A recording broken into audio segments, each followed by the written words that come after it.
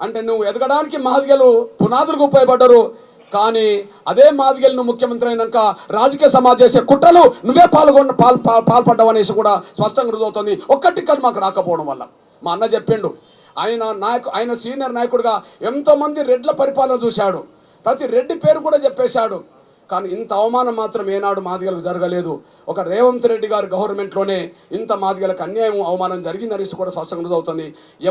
ఆయన ఎదుగుదలకు ఎవరిని ఉపయోగించుకున్నాడో అదే జాతిని మళ్ళీ ఆయన పాతాళంలో తొక్కేసినట్టుగా రాజకీయంగా తొక్కేసిండనే విషయం కూడా స్పష్టంగా రుజువుతుంది. ఇకపోతే మీ అన్నకు చెప్తున్నాం, ఎందుకు తొక్కేసిండో కుమ్మక్కయిండు. డబ్బులు ఉన్న వాళ్ళతోటి, మీడియా ఉన్న వాళ్ళతోటి కుమ్మక్కయిండు, రాజకీయ పలుకుబడి ఉన్న వాళ్ళతో కుమ్మక్కయిండు. డబ్బులు ఎవరికి ఉన్నది, మీడియా ఎవరికి ఉన్నది, డబ్బులు ఎవరికి ఉన్నది, మీడియా ఎవరికి ఉన్నది? వివేక్ వెంకటస్వామి కుటుంబానికి ఉన్నది. ఆయనకు 1000 కోట్ల ఆస్తులు ఉన్నాయి, ఆయనకు V6 వెలుగు పత్రిక ఉన్నది, టీవీ ఉన్నది. కాబట్టి ఆయన కుమ్మక్క అయిపోయిండు. కుమ్మక్కై పార్టీ నియమాలకు విరుద్ధంగా టికెట్ ఇప్పించిండు. పార్టీ నియమాలకు విరుద్ధంగా ఇగో జైపూర్లో, రాజస్థాన్ జైపూర్లో కాంగ్రెస్ పార్టీ నియామకాలు రాసింది. ఒక కుటుంబంలో ఒక వ్యక్తికే 10 అని చెప్పి, ఒక కుటుంబంలో ఒక వ్యక్తికి 10 అని చెప్పి నియమాలు ఉన్నది. ఆ నియమాలు ఎందుకు ఉల్లంఘించిండ్రు? బెల్లంపల్లి ఎమ్మెల్యేగా కాంగ్రెస్ టికెట్ వాళ్ళ వివేక్ వాళ్ళ అన్న వినోద్కే వచ్చేసింది. మరి రెండో టికెట్ వివేక్ రావద్దు. వివేకుని వాళ్ళ పార్టీలో చేర్చుకొని వివేకుడు ఇప్పించారు. ఇది నియమావళికి విరుద్ధం. ఆ ఇద్దరికి అన్నదమ్ములకు టికెట్ ఉన్నాగానే మళ్ళీ మూడో తన కొడుకే పెద్దపల్లి పార్లమెంట్ టికెట్ ఇప్పించారు. అది నియమావళికి విరుద్ధం. ఎట్లా వచ్చిందో చెప్పండి. పార్టీ నియమాలు కదా, మీకు జైపూర్ నియమావళి కదా. జైపూర్ నియమాలు ఒక కుటుంబానికి ఒకటే 10 కదా. అది వినోద్కు సరిపోయింది. వివేక్ ఎట్లా వచ్చింది? వివేక్ రావడానికి కుమ్మక్కు కావడమే కదా. సిద్ధాంతానికి విరుద్ధం కదా, మీ నియమాలకు విరుద్ధం కదా. మరి నువ్వు కుమ్మక్క అయినట్టే కదా. కుమ్మక్క కావడం కారణం ఏంది? వాళ్ళలాగా మాకు 1000 కోట్లు లేవు కదా. కుమ్మక్క కావడం కారణం ఏంది? వాళ్ళలాగా మాకు మీడియా లేదు కదా. అంటే కుమ్మక్క అయిన మనిషి అర్థమవుతుంది కదా. ఆ కుమ్మక్కు కావడం వల్లని వాళ్ళ కొడుకును టికెట్ ఇప్పగలిగావు కదా. మాకు మీడియా లేదు, డబ్బు లేకపోవడం వల్లే కదా నువ్వు కుమ్మక్క అయినావు. రెండో విషయం మీ అన్నగా చెప్తున్నా, పలుకుబడి గురించి మాట్లాడుతున్నా. నువ్వు పలుకుబడికి తలగ్గావు. అక్కడ సిట్టింగ్ ఎంపీ నేతకాని వెంకటేశు కాంగ్రెస్లో ఉన్నాడు. అదే సమయంలో నా పెరికే శ్యామ్ అనే ఒక మాదిగ బిడ్డ, ఎంతోమంది మాదిగ యువకులు కాంగ్రెస్ పట్ల సీనియర్గా ఉన్నారు. 20 ఏళ్ళ బట్టి కాంగ్రెస్ జెండా మోసిన నా పెరికే శ్యామ్కి లేదు, సిట్టింగ్ ఎంపీ నా నేతకానికి లేదు. కానీ పార్టీ నియమాలకి విరుద్ధంగా కాంగ్రెస్ టికెట్ వివేక్ కొడుకు వచ్చిందంటే నువ్వు కుమ్మక్కు కావడం తప్ప ఇంకోటి కనిపించట్లేదు కూడా రుజువు అవుతుంది. ఇకపోతే పలుకుబడి మాకు లేదు, కాంగ్రెస్లో పలుకుబడి లేదు. కాంగ్రెస్లో మల్లు బట్టి విక్రమార్క డిప్యూటీ సీఎం, వాళ్ళన్న అధికార ప్రతినిధి, మల్లు రవి అధికార ప్రతినిధి ఉన్నాడు. మళ్ళీ ఆయనకే ఎంపీ టికెట్ వచ్చింది. నాగర్ కర్నూలు. అక్కడ మల్లు బట్టి విక్రమార్క డిప్యూటీ సీఎం, మల్లికార్జున ఖర్గే మాల జాతీయ అధ్యక్షుడు, కొప్పుల రాజు అక్కడ CWC మెంబర్గా ఉన్నాడు. అధికార ప్రతినిధి హోదాలో మల్లు రవి ఉన్నాడు. మళ్ళీ అక్కడ నాగర్ కర్నూలులో టికెట్ తెచ్చుకున్నారు. వాళ్ళకి పలుకుబడి ఉన్నది మాకు లేదు. అగో మల్లు రవి అన్న తమ్ముడు మల్లు బట్టి విక్రమార్క కాబట్టి డిప్యూటీ సీఎం చెప్పింది నేను విన్నావు కాబట్టి మల్లు రవికి టికెట్ ఇప్పించావు. ఆడ మల్లికార్జున ఖర్గే జాతీయ అధ్యక్షుడు మాల కాబట్టి అది టికెట్ ఇప్పిస్తే నాకు అభ్యంతరం లేదని చెప్పి నువ్వే మాట్లాడావు. కొన్ని చోట్ల ఎందుకు వెంటనే డిక్లేర్ చేయలే కాంగ్రెస్ టికెట్? కరీంనగర్ ఎందుకు ఆలస్యమైంది? ఖమ్మం ఎందుకు ఆలస్యమైంది? టిక్కెట్లు కోరుతున్న వాళ్ళ మధ్యలో పోటీ జరిగింది. మరి అక్కడ నీ సొంత జిల్లాలో మరి సంపత్ అనే మాదిగ బిడ్డ ఉన్నాడు కదా. మరి ఆయన గురించి నువ్వు మాట్లాడలేదు కాబట్టి ఏకగ్రహం అయిపోయింది. అంటే పెద్దపల్లి నాగర్ కర్నూలు ఏకగ్రహం కావడానికి కారణమైంది నువ్వు కుమ్మక్కు కావడం వల్ల. అందువల్ల ముందు డిక్లేర్ అయినాయి, ఏకగ్రహం వచ్చినాయని ముందు డిక్లేర్ అయినాయి. ఎట్లా డిక్లేర్ అవుతుంది? కాంగ్రెస్ పార్టీలో ఒక సిట్టింగ్ ఎంపీ ఉన్నాడు, ఎట్లా డిక్లేర్ అవుతుంది ఏకగ్రహంగా? సీనియర్ నాయకుడు అన్నబడుతున్న ఒక యువ నాయకుడు పెరికే శ్యామ్ ఉన్నాడు, ఎంత మాదిగలున్నారు, ఎట్లా డిక్లేర్ అవుతుంది ఏకగ్రహంగా? మల్లు రవిది ఎట్లా డిక్లేర్ అవుతుంది ఏకగ్రహంగా? ఖమ్మం ఎందుకు కాలే ఏకగ్రహంగా? కరీంనగర్ ఎందుకు కాలే ఏకగ్రహంగా? కొన్ని నియోజకవర్గాలు ఎందుకు కాలే అంటే ఏకగ్రహం అయిందంటేనే కుమ్మక్క అయినట్టు కదా. ఏకగ్రహం అంటే కుమ్మక్క కదా. అంటే అటు పెద్దపల్లి కాడ నువ్వు కుమ్మక్కయి మా సంపద రాకుండా చేశావు, ఇక్కడ కుమ్మక్కయి పెద్దపల్లి కాడ కుమ్మక్కాయి మా నేతకానికి, అదే సమయం మా పెరికశాంకు నువ్వు రాకుండా చేశావు. ఇక్కడ నాగర్ కర్నూలులో కుమ్మక్కాయి మా సంపత్కు, మా మాదిగ బిడ్డలకు నువ్వు రాకుండా చేశావు, నీ సొంత జిల్లాలు రాకుండా చేశావు. మూడోది, ఆయన మాటలకు చేతలకు తేడేంటిది? ఆయన మాటలకు చేతలకు తేడేంది మీరు గమనించండి. పని కట్టుకొని మాదిగలకు అన్యాయం చేయడానికి కుట్ర చేసిండు అతను. సాక్ష్యం ఏంటిది? నువ్వే మాట్లాడినావు. ఎవరన్నా ఒక పార్టీలో గెలిచి ఆ పార్టీకి రాజీనామా చేయకపోతే, గెలిచిన పదవికి రాజీనామా చేయకపోతే వాళ్ళను రాళ్లతో కొట్టి చంపండి, నేను దానికి ముందు వరుసలు ఉంటాను అన్నావు. ఎవరన్నా ఒక పార్టీలో గెలిచి ఓ 10 వచ్చిన తర్వాత వాళ్ళు కనుక 10 పార్టీ మారితే వాళ్ళను రాళ్లతో కొట్టి చంపమన్నావు. మరి అది కడియం సార్కి ఎందుకు వర్తించాలి? అది కడియం సార్కి ఎందుకు వర్తించాలి? చూడండి, పార్టీ మారితే రాళ్లతో కొట్టండి, రాళ్లతో కొట్టి చంపండి. గ్రామాలలో అప్పుడప్పుడు చూస్తుంటాం, పిచ్చి కుక్కలు ఊర్లో స్వైర విహారం చేసి ప్రజల్ని కరిస్తే తరిమి రాళ్లతో కొట్టేట్లయితే చంపుతారో వాళ్ళను రాళ్లతో కొట్టించే బాధ్యత నేను తీసుకుంటా, నేనే ముందలుంటా. చూశారు కదా, ఒక పార్టీలో గెలిచిన పదవికి రాజీనామా చేయకుండా ఇంకో పార్టీలో చేరితే రాళ్లతో కొట్టండి, పిచ్చి కుక్కలను కొట్టినట్టుగా కొట్టండి, నేను ముందు వరుసలో నిలబడతా, నేను చూసుకుంటా అన్నాడు రేవంత్ రెడ్డి.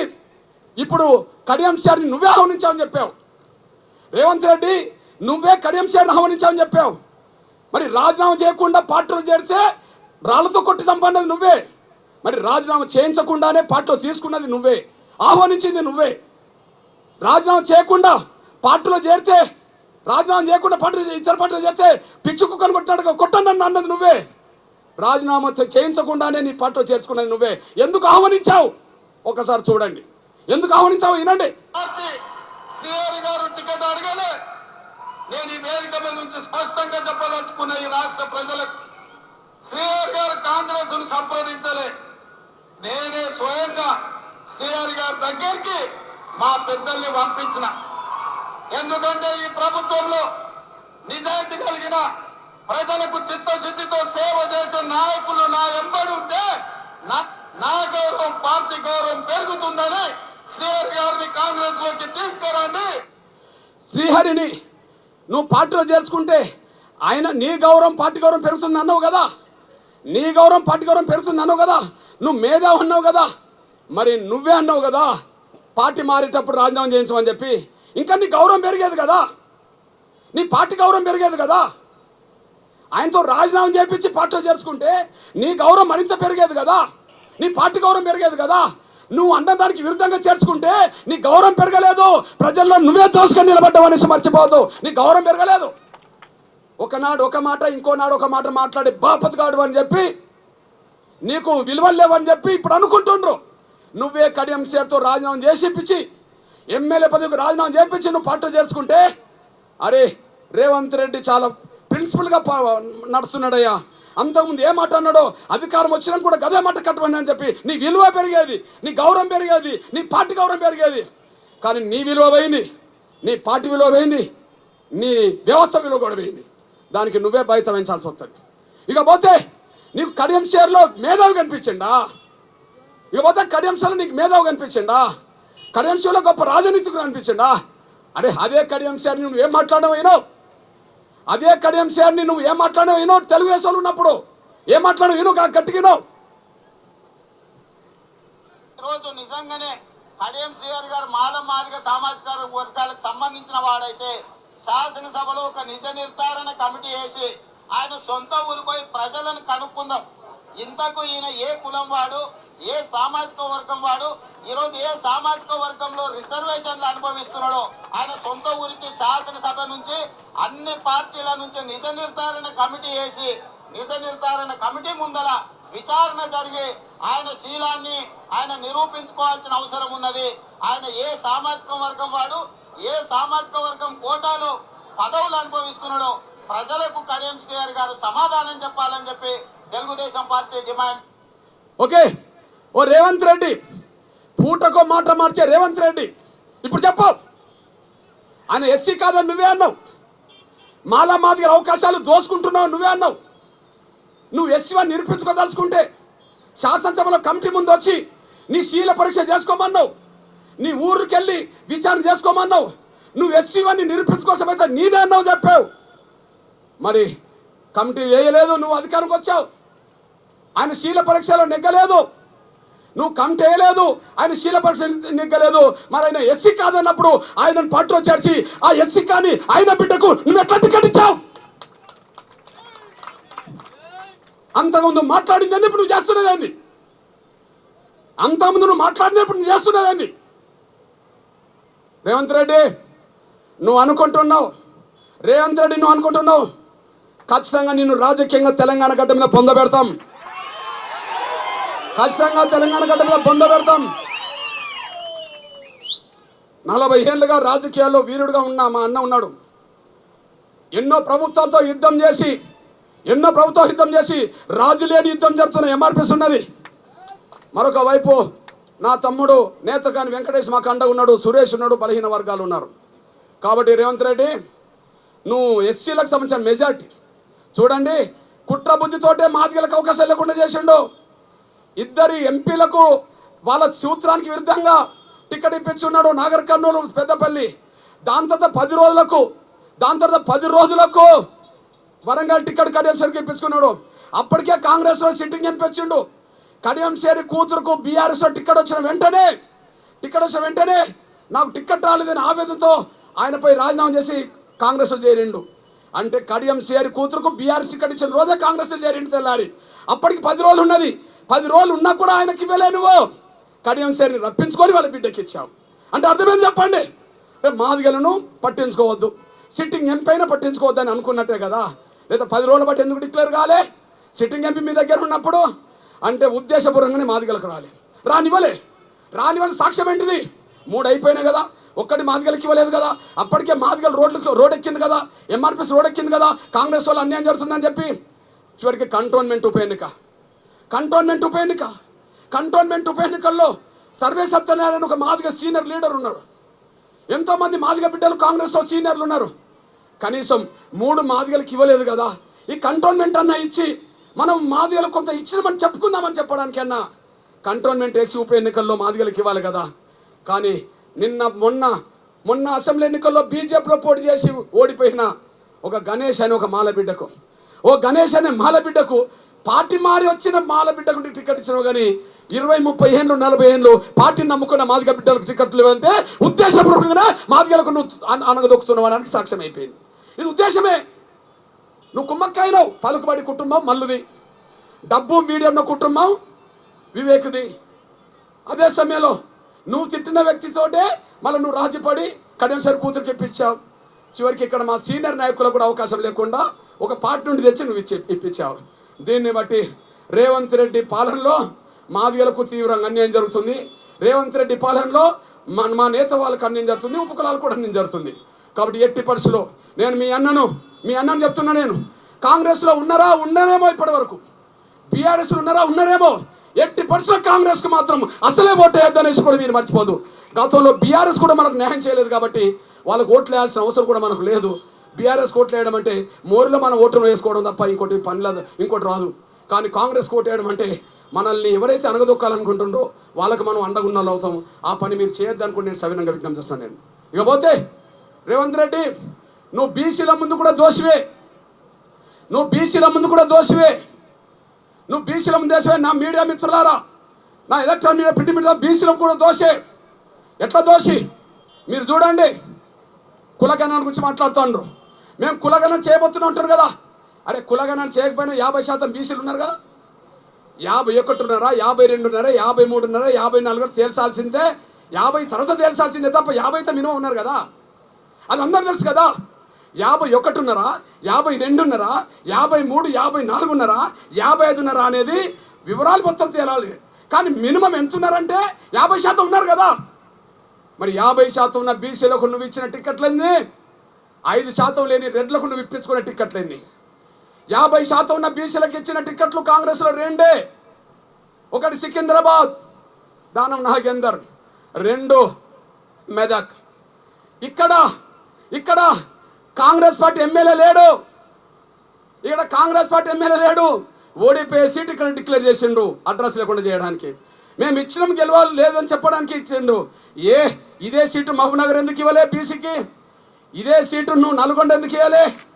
ఇదే సీటు నువ్వు మెజార్టీ ఎమ్మెల్యేలు గెలిచిన కాడ ఎందుకు ఇవ్వలే? అదే సమయంలో ఇంకోటి ఎక్కడ ఇచ్చిండ్రు? బీఆర్ఎస్ ఇప్పటికీ బలంగా ఉన్న నియోజకవర్గాలు ఇచ్చిండ్రు. ఎక్కడ? మెదకులు ఇచ్చిండ్రు. ఎవరికి ఇచ్చిండ్రు? ముదిరాజు అని ఒక బీసీ సోదరుడికి ఇచ్చిండ్రు. అక్కడ గెలిచింది ఎవరు? మెజార్టీగా సిద్దిపేట వాళ్ళ చేతుల్లో ఉన్నది. అదే సమయంలో గజ్వేల చేతుల్లో ఉన్నది, దుబ్బాక వాళ్ళ చేతుల్లో ఉన్నది. అక్కడ గెలవడానికి కూడా అవకాశాన్ని వాళ్ళు భావించుకుంటుండ్రు. అంటే బీఆర్ఎస్ గెలవడానికి అవకాశం ఉన్న కాడ ఎవరికి ఇచ్చినావు? బీసీకి ఇచ్చినావు. ఎమ్మెల్యేలు కాంగ్రెస్లో బలంగా ఉన్న కాడ మీరు రెడ్లకి ఇప్పించుకున్నావు. ఇగో మీ అన్నగా చెప్తున్నా, వాళ్ళ జనాభా 5% లేదు, రెడ్లకు 7 టికెట్లు ఇచ్చిండ్రు. 7. ఒకటి చూడండి, మహబూబ్నగర్, నల్గొండ, భువనగిరి, చేవెళ్ళ, మల్కాజ్గిరి, ఖమ్మం, నిజామాబాద్. 7. నేను అంటున్నా 7. 50% బీసీలకు 2, 5% లేని రెడ్లకు 7. ఇది ఎంత అన్యాయమో చూడండి. మంత్రివర్గంలో తమ్ముడు సురేష్ చెప్పినట్టుగా రెడ్లు 4, బీసీలు 2. రెడ్లు 4, ఒక రెడ్డి కులస్తులు 4. రేవంత్ రెడ్డి ముఖ్యమంత్రి, ఇంకో ఉత్తమ్ కుమార్ రెడ్డి, కోమటిరెడ్డి వెంకటరెడ్డి, పొంగులేటి శ్రీనివాసరెడ్డి, వాళ్ళు 4 ఉన్నారు. 50% బీసీలు 2 ఉంటారు. ఎంపీ టికెట్లో 2 ఎంపీలు బీసీలకు ఇస్తే ఓడిపోయే కాడ గెలుచుకునే అవకాశం మీరని చెప్పుకునే కాడ 7 రెడ్లకి ఇప్పించుకున్నాం. అంటే ఎస్సీలు అంటే మాదిగల్ని తొలగించినట్టు అయింది, జెండలు అంటే బీసీలకు లెక్క లేకుండా చేసినట్టు అయింది. ఎస్సీలు అంటే మాదిగల్ని తొలగించినట్టు అయింది, జెండలు అంటే బీసీలు లేకుండా చేసినట్టు అయింది. కాబట్టి రేవంత్ రెడ్డి నువ్వు కాసుకో, నువ్వు లెక్క పెడుతున్నావు కదా, నాకు 14 సీట్లు వస్తాయి అని చెప్పి నేను ఛాలెంజ్ ఇస్తున్నా. దమ్ముంటే స్వీకరించు. కేసీఆర్ కుటుంబం మీద వ్యతిరేకత కారణాలు ఏమైనా కాంగ్రెస్కు ఓట్లు వచ్చినాయి కదా. 2023 అసెంబ్లీ ఎన్నికల్లో కాంగ్రెస్కు ఓట్లు వచ్చినాయి కదా. ఎన్ని స్థానాల్లో సీట్లకు పార్లమెంటుకు అవకాశంతో అన్ని వచ్చినాయి కదా. నేను అంటున్నా 2023లో అసెంబ్లీ ఎన్నికల కంటే నీకు 10 ఓట్లు ఎక్కువ రావు, లక్షల ఓట్లు నీకు తక్కువ వస్తాయి, సీట్లు రావు, తగ్గిపోతాయి. ఛాలెంజ్ ఇస్తున్నా. ఎందుకంటే అప్పుడు అంతో ఇంతో రేవంత్ రెడ్డి మీద కాకుండా కేసీఆర్ మీద కుటుంబం వ్యతిరేకతోటి బీసీలు అరే ముందు కేసీఆర్ని ఓడగొట్టుకుందాం, కేసీఆర్ని దించేద్దామని చెప్పి మెజార్టీ బీసీలు కాంగ్రెస్ కేసీఆర్. అదే సమయంలో ఆ సమయంలో మేము బీజేపీకి మద్దతు ఇస్తున్నా కూడా ముందు కేసీఆర్ని ఓడిద్దామని చెప్పి ఆలోచన పరులు అందరూ కలిసి మాదిగోళ్ళు కూడా కాంగ్రెస్కు ఓటేశారు. ఇప్పుడు బీసీలు ఓటేసే అవకాశం ఉందా? ఇప్పుడు మాదిగలు ఓటేసే అవకాశం ఉందా? ఇప్పుడు మా నేతకాని వాళ్ళు ఓట్లేస్తారా? మా ఇతర కులాలు ఓట్లేస్తారా? లేవు. యాడ్ నుండి గెలుస్తావు. 50% బీసీలను రాజకీయంగా అనగదొక్కి తెలంగాణలో మెజార్టీ మాదిగల్ని రాజకీయంగా అడ్రస్ లేకుండా చేసి 3వ జనాభా గల్ల మా నేతకాని వర్గానికి అవమానించి యాడ్ నుండి నీకు సీట్లు వస్తాయి, యాడ్ నుండి ఓట్లు వస్తాయి. ఖబర్దార్ రేవంత్ రెడ్డి, నువ్వు ఎవరితో పెట్టుకున్నా రాజకీయంగా నువ్వు ఉనుకుంటుందేమో కానీ మా మాదిగలు, మా బీసీలు, మా నేతకాని, మా ఉపకులంతో పెట్టుకుంటే నీకు అడ్రస్ లేకుండా చేసే దమ్ము మాకున్నదనేసి కూడా మర్చిపోద్దాను సార్ నేను కోరుకుంటూ మీ అందరికీ ఒకే విజ్ఞప్తి చేస్తున్నాను. నేను మళ్ళీ చెప్తున్నా, నేను ఏబిసిడి వర్గీకరణ విషయంలో మోసం చేసింది కాంగ్రెస్, సీట్ల విషయంలో దగా చేసింది కాంగ్రెస్, కానీ బీజేపీ వర్గీకరణ చేయడానికి ముందుకు వచ్చింది నరేంద్ర మోడీ గారు. నేను చెప్పలే, అన్నే చెప్పిండు కదా, మా అన్న నరసింహనే చెప్పిండు కదా. నేను చెప్తే బీజేపీ మద్దతు చెప్పి అంటారు, మా అన్నయ్య చెప్పిండు కదా. వేదిక మీదకి వచ్చి మాదిగ జాతి బిడ్డల్ని కౌగలించుకున్నానని చెప్పిండు కదా, వర్గీకరణ చేస్తామని హామీ ఇచ్చింది చెప్పిండు కదా. నిన్న జహీరాబాద్ వచ్చి కూడా నేను వర్గీకరణ కట్టుబడినా చేయబోతున్నానని చెప్పి ప్రధానమంత్రి చెప్పిండు కదా. అయిపోయి వర్గీకరణ విషయంలో మోసం చేసింది కాంగ్రెస్, బీజేపీ చేయబోతున్నది నరేంద్ర మోడీ గారు. సీట్ల విషయంలో 4 ఒకటి మంది కాంగ్రెస్, కానీ సీట్ల విషయంలో బీజేపీ 4లో 3 ఇచ్చింది. 2 లోక్సభ, వరంగల్, నగర్ కర్నూలు, అదే సమయంలో కంటోన్మెంట్ ఉప ఎన్నిక, అదే సమయంలో 4వది కూడా నా నేతకాని వర్గానికే నా చేయి తరించి అక్కడ గోమా శ్రీనివాస్ అనే నా నేతకాని బిడ్డకి ఇప్పించడం జరిగింది. అంటే కాంగ్రెస్ ఎవరికి మోసం చేసిందో బీజేపీ వాళ్ళకు న్యాయం చేసింది. కాంగ్రెస్ మాదిగలకు మోసం చేసింది, బీజేపీ న్యాయం చేసింది. కాంగ్రెస్ నేతకాని వాళ్ళకు మోసం చేసింది, బీజేపీ న్యాయం చేసింది. కాబట్టి మరి బీసీల కాడికి వచ్చినప్పటికీ బీసీల సంఖ్య పెంచింది, బీసీల సంఖ్య బీజేపీ తగ్గించింది. దీన్ని బట్టి అర్థం చేసుకోండి నా మిత్రులారా, నా శ్రేభిలాషాలారా, ఉన్న వారం రోజుల ప్రచారం ఉన్నవాని ప్రచారం. అభ్యర్థులు మీకు అందుబాటులో ఉన్నారా లేదా చూడబోకండి. అభ్యర్థులు మీకు అందుబాటులో చూడబోకండి. మీకు వాహనాలు ఇచ్చిందా లేదా చూడబోకండి. ప్రచారానికి ఏమైనా సాయం చేసిందా లేదా చూడబోకండి. కానీ మీ శక్తి మేరకు 30 ఏళ్ళ ఉద్యమం నడిపినట్టుగానే ఈ వారం రోజుల ప్రచారంలో మీ శక్తి మేరకు మీరు జనంలోకి దూసుకెళ్ళండి. మీ శక్తి మేరకు జనం దూసుకెళ్ళండి. ఎట్టి పర్సులో కాళ్ళు పట్టండి, ఏళ్ళు పట్టండి, గదో పట్టుకోండి, చేతులను తీసుకెళ్ళండి. కాంగ్రెస్కు మాత్రం ఓటేయద్దు, బీజేపీకి వేసుకుందామని మాత్రం చెప్పండి. అందువల్ల కాంగ్రెస్కి ఓటేయకుండా ప్రచారం చేయడానికి వారం రోజులు తిరగండి. ఒక క్షణం వృధా చేయొద్దు, ఒక ఓటు పక్కకు పోవద్దు. ఒక క్షణం వృధా చేయొద్దు, ఒక ఓటు పక్క పోవద్దు. మాదిగలు, నేతకాని, ఉపకులాలు, బీసీలు అందరూ ప్రభుత్వం చేద్దాం. కాంగ్రెస్కు ముఖ్యంగా రేవంత్ రెడ్డికి తగిన రాజకీయ గుణపాఠం చెప్దాం. ఆ గుణపాఠం చెప్పడానికి అన్న ఖచ్చితంగా కాంగ్రెస్ పార్టీకి ఎవరిని ఓటేయకుండా అడ్డుకుంటామన్నా, ఓటేసేయకుండా బీజేపీ కోటేస్తామన్న వాళ్ళు ఆత్మసాక్షి చేతులు ఎత్తాల్సిందిగా నేను విజ్ఞప్తి చేస్తూ బయలుదేరదాం. ధన్యవాదాలు. ఇంత కొంత ఆలస్యమైంది. కొంత ఎన్నికల కమిషన్, పోలీస్ యంత్రాంగ అధికారులు కొంత మమ్మల్ని మన్నించి మాకు కొంత సాయం